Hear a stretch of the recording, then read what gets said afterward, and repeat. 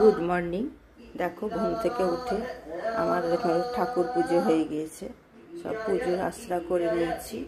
এখন আমার ঠাকুরকে আমার বেডরুমে এনে রেখেছি, ওইদিকে মিস্ত্রি কাজ করছে তাই বেডরুমে এনে রেখেছি। দেখো আমার বেডরুমেই ঠাকুর রাখা আছে। এখন তোমাদের সোনাই বাবাকে দেখিয়ে দিই। ওর তো একটা নিজের জগৎ আছে, ও তো কাউরির সঙ্গে কোনোভাবে থাকে না, নিজের জগতে। দেখো কি করছে, খাওয়া দাওয়া হয়ে গেছে, খাইয়ে দিয়েছি।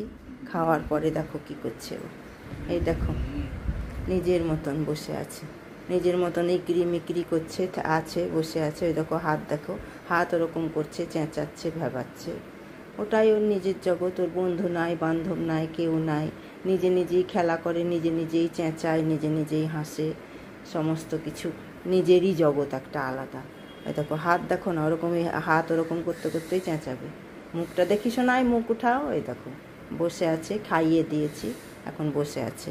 আবার একটু পরে চান করাবো, রান্নাঘরে যাব। বাজার গেছে দাদাভাই, বাজার আসুক তোমাদেরকে বাজার দেখাবো, রান্না করব, রান্না টান্না করে তখন খাওয়াবো, আবার ঘুরে আসবো।